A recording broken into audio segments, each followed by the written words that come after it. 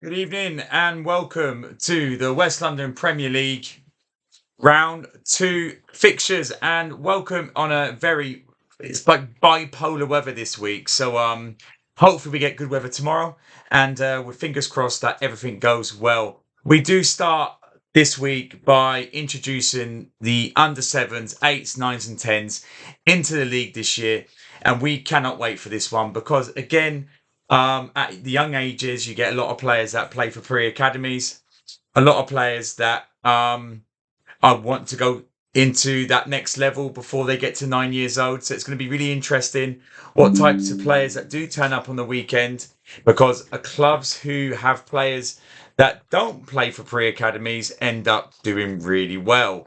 So if you do have players in pre-academies, it's quite difficult, especially at under eights level, when players generally do start to play for their pre-academies, which have loads of friendlies set up. So for us, we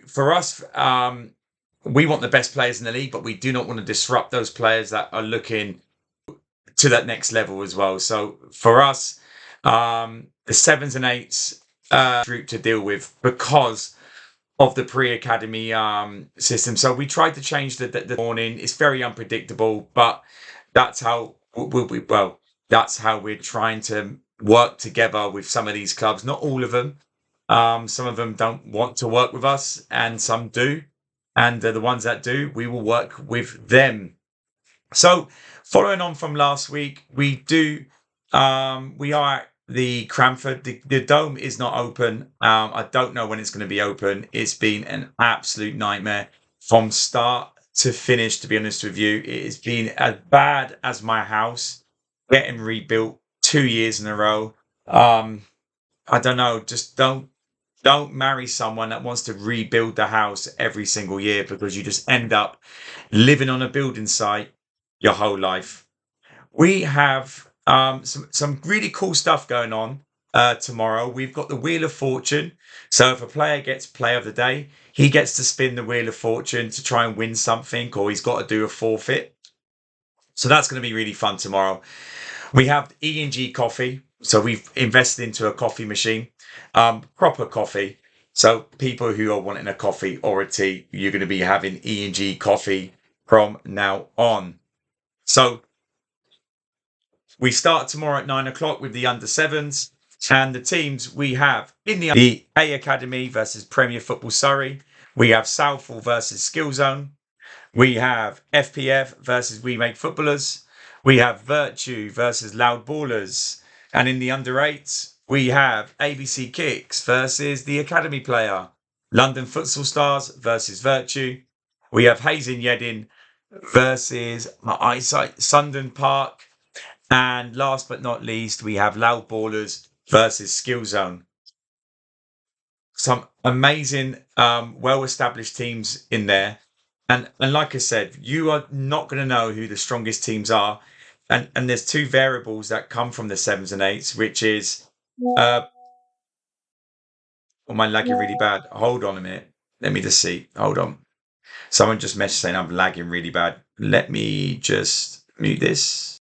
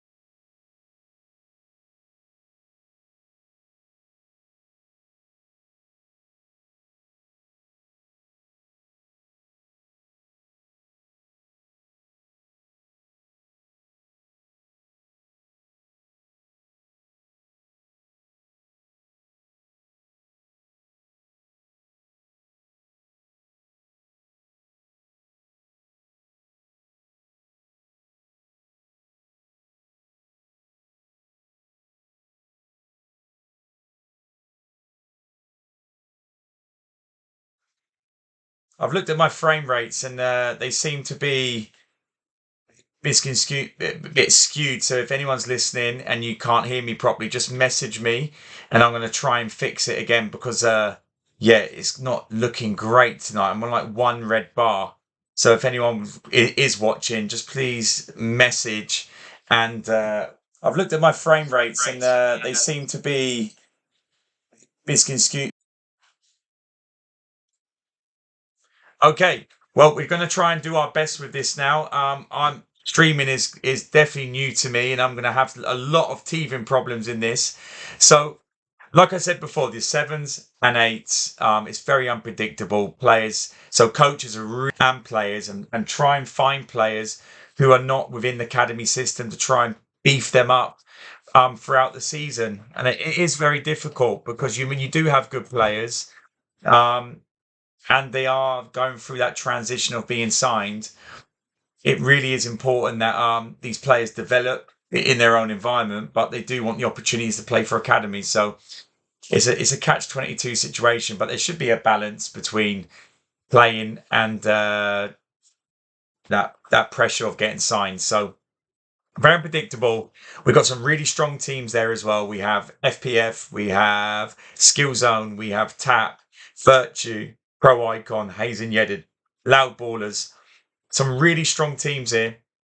And it's going to be very interesting tomorrow to see how these teams do in the league, which is going to be great. It's going to be great to see these kids playing because you get a lot of creative kids and they like to express themselves. So really looking forward to that. I don't like the goalkeeping situation.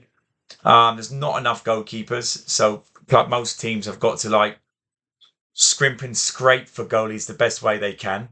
But we are going to move on to the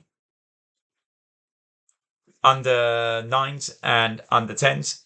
And the under tens we have under nines, sorry, we have ABC versus FPF, Loud Ballers versus Tap, London Futsal versus Virtue, Premier versus Skill Zone.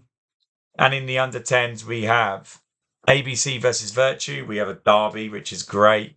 Jollof versus Southall. We have Inventive versus Sundon Park. And we have London Futsal versus Skill Zone. We've got Inventive, who came back last year, Virtue, ABC, Premier, who are back as well, and Southall, who are back. So we've got about six teams who came back from last season or who were accepted into the league last year. And then we have a full roster of 11 teams in the league this year with FPF, Skill Zone.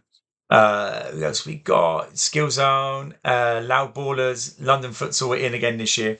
So there's so many strong teams from North, South, Reading, and West London competing in this league. And like I said, with the under nines,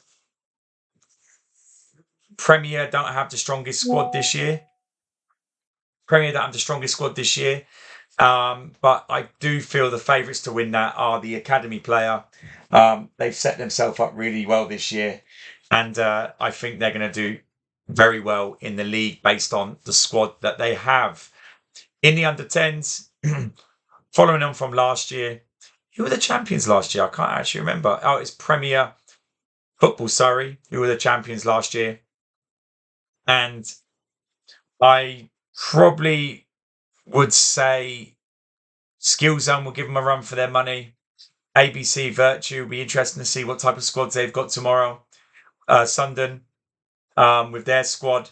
And it's going to be interesting to see the quality of the teams, especially these players who are, on the peripheral of going into academies or potential development centres.